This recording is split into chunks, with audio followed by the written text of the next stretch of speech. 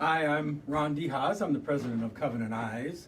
We're here in Michigan, and this is the third of a three-part series on Facebook Live that has to do with couples who have been affected by this issue of pornography. And so I have here Patrick and Sarah and their family, their wonderful family. Last week we interviewed Patrick, and so this week I thought it would be instructive to talk with Sarah, and so we're going to be interviewing here. We're going to walk into my office, and so please join us in my office as Patrick takes over the kids. Sarah, you have a wonderful family. Oh, thanks. I really appreciate knowing them. So Thanks.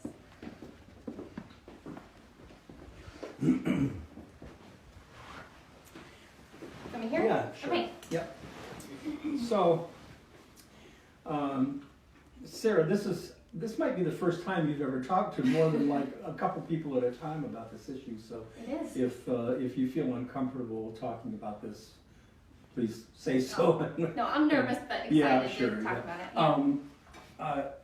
I have some questions that I want to talk about this issue. Last week we talked about Patrick's involvement with pornography. Patrick was very candid in sharing with us the addiction, really, and the acting out that happened with him. Mm-hmm. We ended that interview with a message of hope, and that hope I think we can see in your family. Yeah. And so I'm hoping that we end today's message with that same message of hope. But in the meantime, just some general questions about you and your family. Your husband has had a pretty meteoric rise here at Covenant Eyes, starting out as a CSR. Now he's a vice president. So that's pretty significant. He's really done a great job. You must be pretty proud of him, I would imagine. Oh, yeah. It's kind of hard to believe that in what has been for almost 5 years, Yes. he's done that, but very proud of him, and it's just been a neat picture to see God kind of redeem our story a little bit, Yeah. even in his work. Yes, Being here. the mission that we have at Yeah. Covenant Eyes. So are you satisfied with his employment here at Covenant Eyes? Yeah, and not just now as an executive, but even when he was a CSR, you guys as a company have cared for our family so well. So anytime there's an opening, Patrick kind of makes fun of me for trying to find anybody that I know, like, oh, who can work for Covenant Eyes? I feel like everybody has to. It's such a Yeah. great place to be. Yeah. So I'll put in a plug here. We are often hiring people at different jobs, and so if you're interested in employment here at Covenant Eyes, visit covenanteyes.com/careers, and there's a careers page there. But in the meantime, he moved here to Owasso to get this job, and he moved from Indiana. You and your family were in Indiana. How did you feel about that move? You had to pick up your family and move. Yeah. We were ready for a new chapter in life, I think, and it kind of was the beginning of that for us. It was hard to move. We were by his family there in Indiana, but my family actually is in Corona. So we kind of swapped his family for mine, which Corona is a sister city, right? Real close to Owasso. Yeah. So, it had its challenges, but like I said, we were ready for kind of a new, fresh start, and he was excited to start working for Covenant Eyes. We heard last week from Patrick how his move here, your move here, was preceded by a very dark time in his life, and I'm sure yours, a time when he had become addicted to pornography. And so I'd like to begin with that very moment when he first came to you. According to him, he came to you and he was encouraged by another person to come to you and talk about this issue. So I'd just like to, if you wouldn't mind sharing what happened at that time. Okay, sure. We had been married for almost 5 years. We had one child. Our oldest son was about 15 months old, and I was pregnant with our second son, about 4 months pregnant. And if you would have asked me at the time, I would have said our marriage is fine. Nothing totally majorly wrong, but I would have said fine. But he came to me one evening and he had written a letter. I don't know if he even remembers this stage of it, but he wrote a letter, and I don't know if I read it or if he read it to me, but just saying he hadn't been the husband that he wanted to be or needed to be, and he was looking forward to changing that and being a spiritual leader in our home and all these things that I thought, oh, great, this is going to be great. So the next day, I was just excited all day thinking, hey, we're starting fresh. This is going to be what we always hoped it would be. Well, he came home from work that night, and I could tell something was still wrong, and I'm just thinking, what could it possibly be? So he started saying some of the same kinds of things, like, I've really failed you, and it just, the light bulb went on for me. And there was another shoe that was going to be dropped. Yeah. He couldn't get the words out, but I just looked at him and said, have you been unfaithful? And he couldn't even answer. I mean, he just stared at me, and life as I knew it ended, kind of. I mean, it had all just kind of unraveled. So do you want the rest of the story? Well, I'm one word that I've heard so often from women who have experienced this, I think I've heard it from men too, but it's more common for a woman to be in your position, is that word betrayal. Mm-hmm. And so is that something that you felt? Oh, yeah. Betrayal, despair. I remember wishing that he would have just died. I kept thinking like that would have been a better end to our marriage if he would have just died. Mm-hmm. And I've heard that many times. Mm-hmm.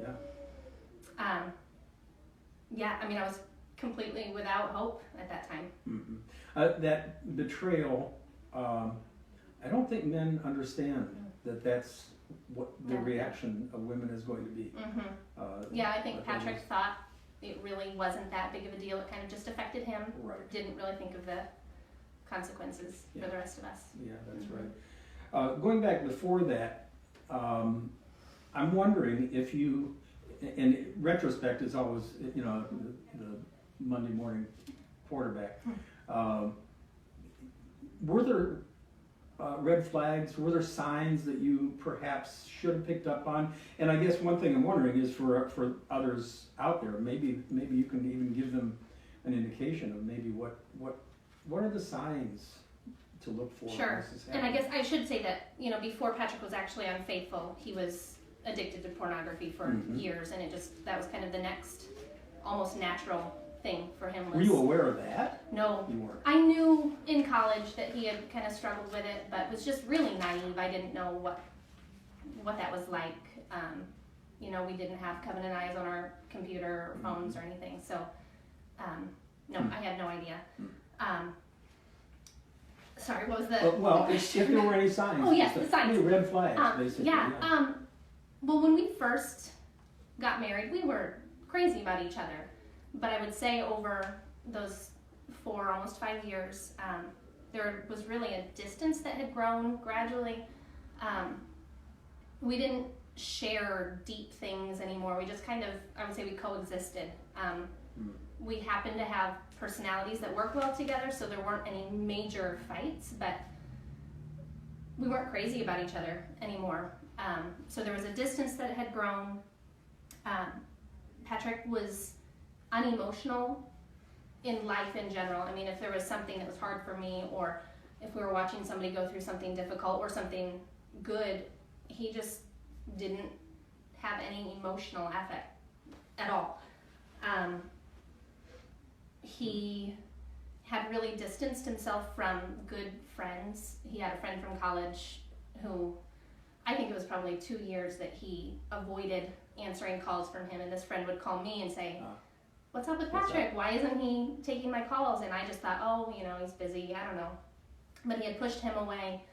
We had been at a new church for about a year, and in that time I thought we'll start inviting people over, getting to know some people from church, but there was always some excuse for not doing that. I was working at a coffee shop at the time and had to go to bed early to get up super early to go in and open the coffee shop, and he didn't go to bed when I did.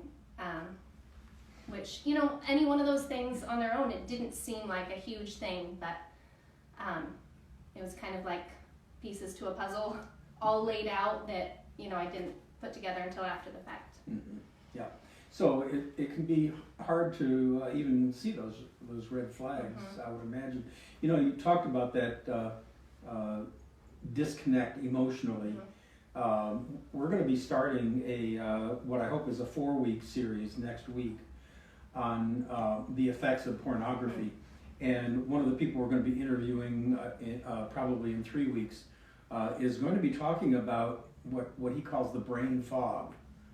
And this is something that he was able to recognize in himself it was life in general. It wasn't just pornography or his relationship with his wife or anything like that.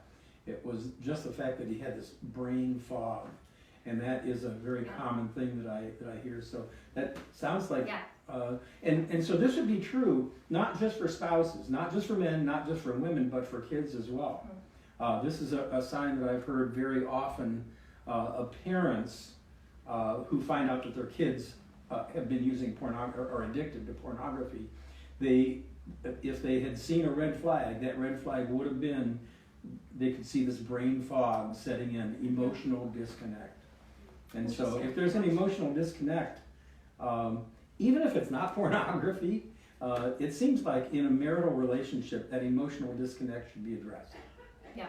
And you know, it's a tough thing, but boy, if the underlying cause is pornography, and I don't think the approach is you start by accusing your spouse of being addicted to pornography, but nevertheless, there's something. Start asking questions. Start asking questions. Yeah. And as hard as it is, you have to ask those questions, don't you? So, okay, I want to move on to the hope of restoration. When did you, in this process, when did you first have hope? Okay, so when Patrick first started to come clean, that was a Wednesday night. And we were up all night. I mean, little by little, he kept telling me more and more and more. And looking back, I'm kind of glad it came in stages because it gave me some time to deal with, you know, at least deal a little bit with each thing. But it was Thursday morning when it was the final straw, and I packed up Hudson and my clothes and headed up here to my parents' house. Not really knowing, you know, what our future was, but just knowing I couldn't be there anymore. And our pastor had gotten involved early that morning too. I had Patrick call him, and he said, yes, go ahead and go. We'll be in touch. So, I mean, I was desperate and alone, and my family was so good to me, but couldn't quite, you know, enter into that with me. My brother, though, gave me a book by John Piper, Suffering in the Sovereignty of God. And I read it, you know, cover to cover as quickly as I could. And it was things I'd already learned and I knew, but I just suddenly had this difficult thing in front of me, this suffering, and that I needed to, you know, put it into practice, to really trust that God's working for my good. So I would say then, working through that book kind of gave me a glimpse of hope. I still didn't know, you know, are we going to stay together or am I on my own now? I didn't know for sure what that would look like. But I had hope then, and over that weekend, I just read anything in Scripture that I could about forgiveness, thinking, okay, if we are going to get together or get back together, that's really the first step. And it just really, I was so aware of how much I'm forgiven and God's grace to me. And I remember early Sunday morning emailing my pastor and just saying, I can do this. I can forgive him. And he's kind of like, okay, put the brakes on, slow down. We don't even know if we're to the bottom of everything with Patrick. That's great. Stay in that place, but let me work with Patrick because we don't know, you know, if we've really gotten to the bottom of it. Yeah, over the course of a couple days, I had hope. Not, you know, the problem wasn't solved, but I had hope. So you had hope. Well, John Piper's book was what was Suffering in the Sovereignty of God. Suffering in the Sovereignty of God. You had hope there were at least two different paths. One was you would get back together. Another was that you recognized you might not get back together, but you had hope regardless. Yep. So where are you today now? Oh, we are in such a good place that if you had told me then we'd be here, I would have said, no way, it's not possible. Maybe we'll have a marriage that'll be okay, but it could never be great because of this. But no, it is, Patrick said last week, we have our moments where it's not great, but generally we have an intimacy and a oneness and a unity in our marriage that I don't know that we could have had without this. We both just treasure what we have in each other, and we really, little things remain little things. I mean, we've seen what the big stuff is, so we don't get hung up on little issues. So yeah. We're in a good place. Well, that's great. So last week we heard from Patrick what his path was from there to here. What would be perhaps one or maybe two basic things that you would suggest for others who might be going through this? How do you get from there to where you're at now? Well, I didn't do it alone. As Patrick mentioned, we actually went before our church a few weeks after he kind of came clean. So it was like I had instant support. I didn't really know a lot of these people well because we hadn't been at the church for a long time, but people were so good to us and were regularly checking in with me and making sure I was doing okay. So to, whether it's your church or your family, to just a support group. Yes, have a support group. Don't try to do it alone. Mm-hmm. Yeah, what? Yeah, no, that's good. No, that's seek a support group. Yeah. Don't try to hide it. I mean, there must have been shame attached to this for you. Sure, and I always thought like, oh, what do people think about me? Like that right. I was an awful wife right, or whatever. Right, sure. But just, ultimately, that stuff doesn't matter. Yeah, you have to set that aside. We've got to work through this, and so the support group is important. Yeah, it was a long, hard road. I mean, it's been almost 9 years. Mm-hmm. But we, and I should say that Patrick did what he could.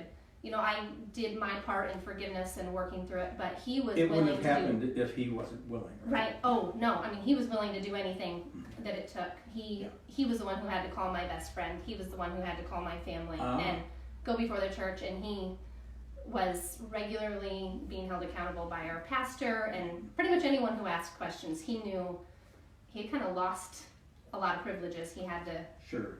And you mentioned being accountable. Covenant Eyes, of course, is in the accountability business. And I believe that accountability goes much further than just internet accountability.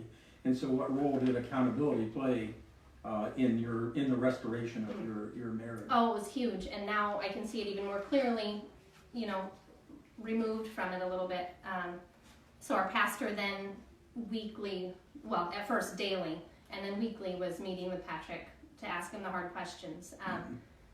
And I realize now it kind of saved me from needing to do that. Certainly I was asking a whole lot of questions, especially in those first couple of months, but I wasn't the only one. I knew that somebody else was pursuing him and checking in. And even now, we obviously still have Covenant Eyes on all of our devices, but he has a friend he meets with regularly who I know is asking him hard questions, and Patrick will give him honest answers. And there are times that I'll still check in and say, hey, are you sure everything's okay? But again, I know I'm not the only one. I'm not the first line of defense for him. There are other people, and so I don't need to be a nagging wife.